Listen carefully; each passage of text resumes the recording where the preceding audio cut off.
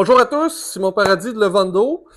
Donc aujourd'hui, je viens vous parler de l'installation de la LVM 2480. Comme vous le savez, c'est un boîtier structurel fait pour s'empiler.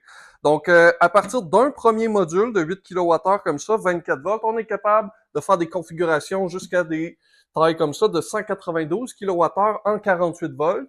Donc chaque paire de batteries côte à côte nous donne 24 volts, 24 volts. En série, on a notre 48. Et puis ensuite, on peut l'empiler jusqu'à 6 de haut comme ça. Le boîtier a été conçu pour supporter ces charges-là. Et puis ensuite, on va regarder en détail comment connecter tout ça ensemble. OK, si on regarde ici pour nos batteries, première étape, quand on va venir les empiler, on va venir enlever les vis du top de la batterie et puis on va venir mettre celle-là par-dessus et ensuite on les revisse ensemble. Donc on est capable d'avoir un assemblage très rigide. Vous voyez ici, c'est quand même assez haut, je dirais peut-être au moins 1.5, 1.6 mètres. Et puis là, maintenant, tous les boîtiers sont fixés ensemble et donc c'est très, très, très rigide. Là. Il n'y a pas de risque que ça tombe. Ensuite, une fois que mécaniquement nos boîtiers sont fixés ensemble, on va pouvoir venir connecter les bus bars. Donc ici, on a des bus bars de parallélisation.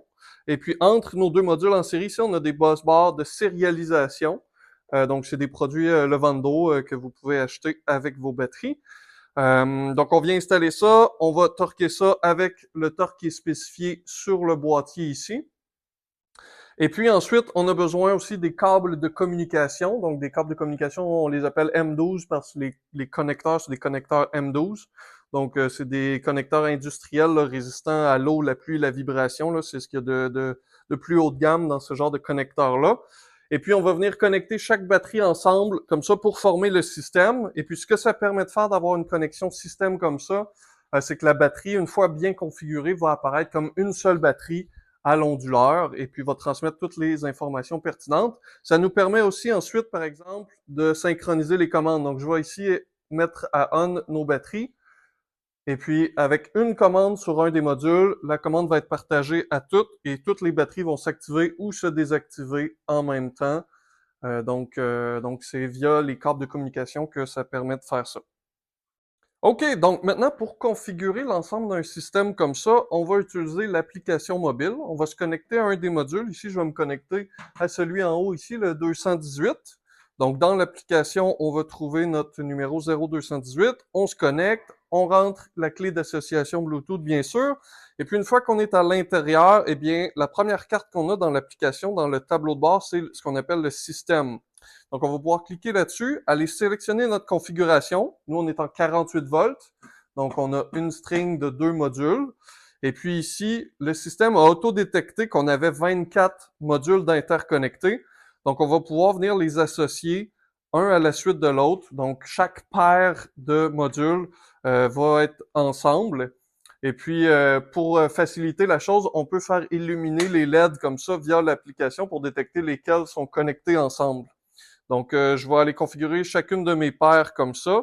Et puis, une fois que le système est configuré, ben, on est prêt à fonctionner. On va recevoir l'information du système, donc l'état de charge moyen des modules, le courant total de l'ensemble de l'œuvre, la température moyenne, bref, toutes les informations d'un système. OK, alors, dernière chose que j'ai mentionné un petit peu tantôt, les connexions de puissance pour s'interfacer avec un onduleur. Donc, dans un gros système comme ça, on va ajouter un disjoncteur externe pour limiter le courant qui va sortir d'une banque de batterie comme ça à un courant qui va être acceptable pour la taille de câble qu'on va utiliser. Donc, pour ça, soit contactez-nous ou référez-vous au manuel de l'utilisateur. Chaque installation dans des grands systèmes comme ça là, va être un peu à la pièce. Sinon, pour la communication avec un onduleur comme ça, on va avoir un câble qui part du M12 comme ça et souvent va finir en RJ45, là, le standard, les câbles Ethernet comme on a à la maison. C'est souvent ça qui est utilisé dans les onduleurs. Donc, on va avoir un câble pour les onduleurs Midnight, pour les onduleurs Victron, pour les onduleurs Solarc. Donc, la batterie sera compatible avec tous ces onduleurs-là sans problème. Le protocole de communication qui est utilisé, ça va être par défaut Pylontech, mais sinon, il est configurable via l'application Bluetooth lui aussi. Et puis, si vous avez des onduleurs différents qui peuvent utiliser d'autres protocoles, contactez-nous. On regardera ce qu'on peut faire pour les ajouter au protocole supporté par notre batterie.